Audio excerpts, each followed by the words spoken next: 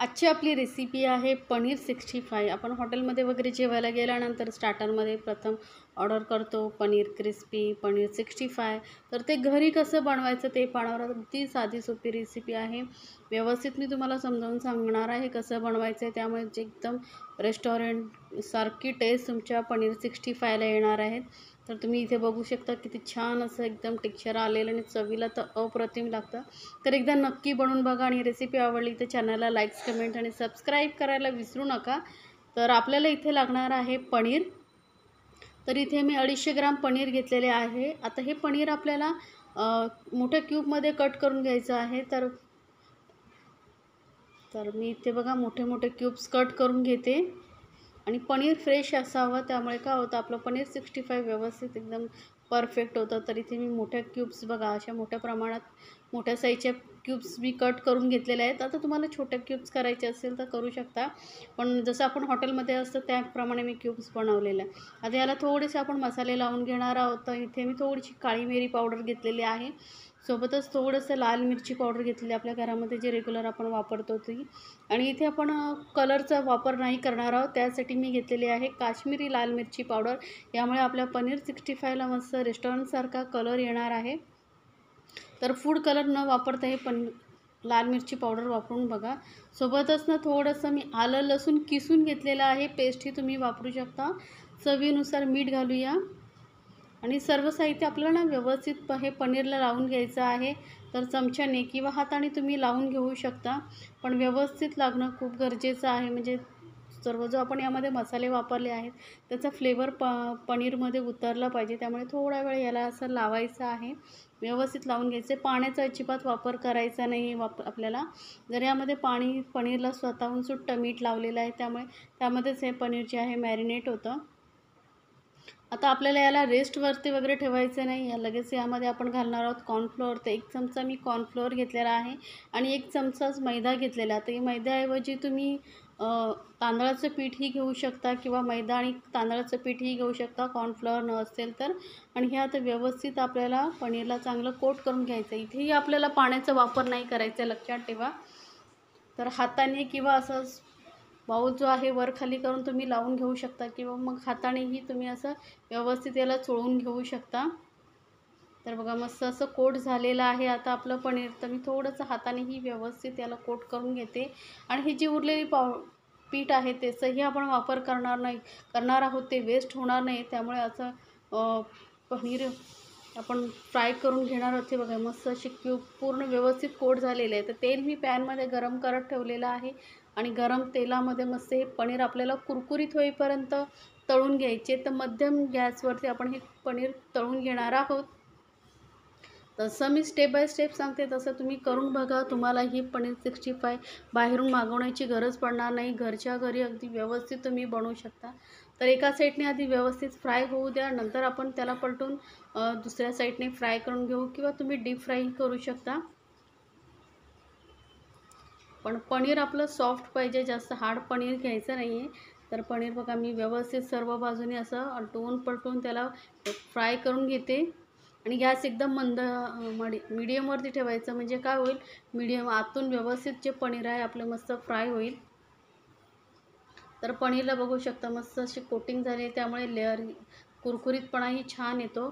तर सर्व बाजूने आपले जे पनीर आहेत फ्राय झालेले आहेत। अलटून पलटून मी त्याला व्यवस्थित सर्व चारही बाजूने असं फ्राय करून घेतलेलं आहे।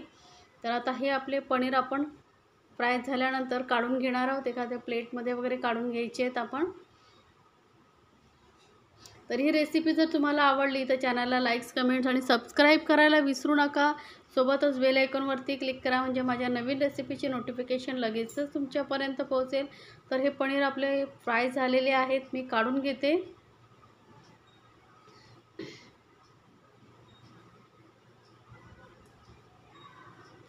मोठे क्यूब्स असल्यामुळे खूप छान लागतात। आता हे जे पीठ उरलेलं होतं याचा आपण वापर करणार आहोत। तर यामध्ये आपण अजून थोडे मसाले ॲड करणार आहोत। थोडीशी घालते मी लाल मिरची पावडर, सोबतच काश्मीरी मिरची पावडर घालूया, थोडी जास्त घालते, यामुळे कलर एकदम व्यवस्थित येणार आहे। आपल्याला फूड कलरचा वापर करायची गरज नाही। लाल मिरचीचा सॉस येतो ना, रेड चिली सॉस तो घालते थोडासा ग्रीन चिली सॉस घालते, हिरव्या मिरचीचा सॉस, सोया सॉस थोडंसं 1 चमचा भरून. हे सॉसेसमध्येही मीठ असतं त्यामुळे मीठ आपण नंतर थोडंसंच वापरणार आहोत. आणि चटपटीत असं टेस्ट येण्यासाठी टोमॅटो केचप घेतलेला 1 चमचा. थोडीशी काळी मिरी पावडर घालायची आहे. आणि इथे मी ना आपल्या रेस्टॉरंटसारखी टेस्ट येण्यासाठी इथे मॅजिक क्यूब येतात मार्केटमध्ये, तुम्हाला इझिली मिळेल. ती 1 क्यूब आपण इथे वापरणार आहोत. तर ही क्यूब मी अशी कुस्करून घेते, थोडी कडक असते त्यामुळे हाताने व्यवस्थित याला कुस्करून घ्यायचं आहे.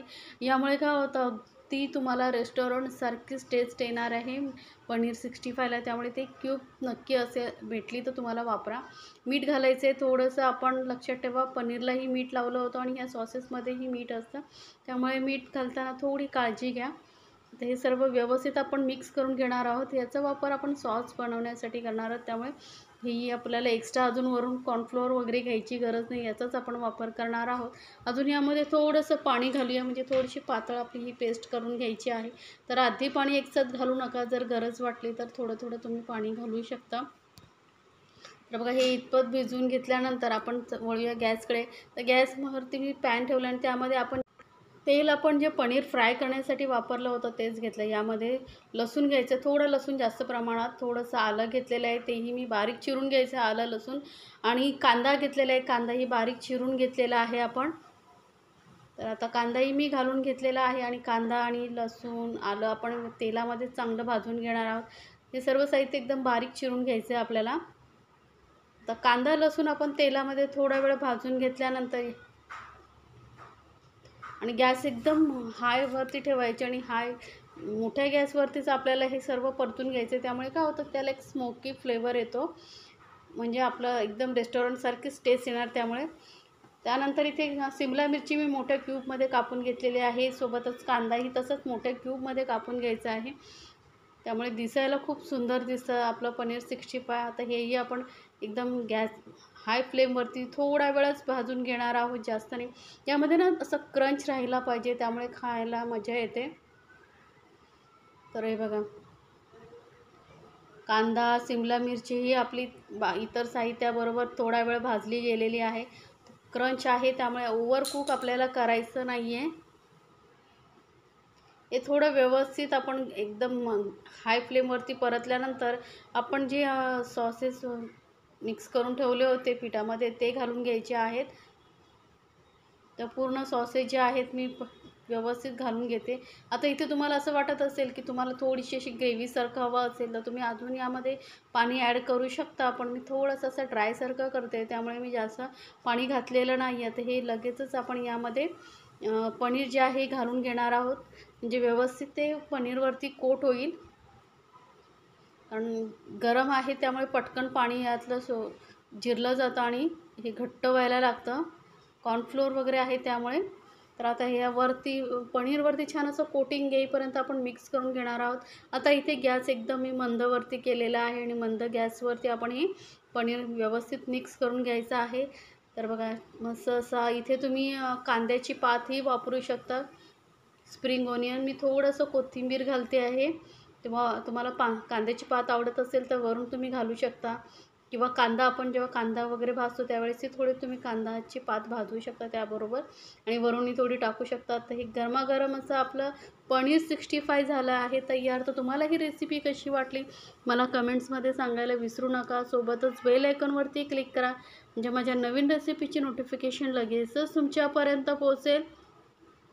आणि रेसिपी आवडत असेल तर तुमच्या फ्रेंड सर्कलमध्येही जरूर शेअर करा, म्हणजे त्यांनाही या रेसिपीचा आनंद घेता येईल.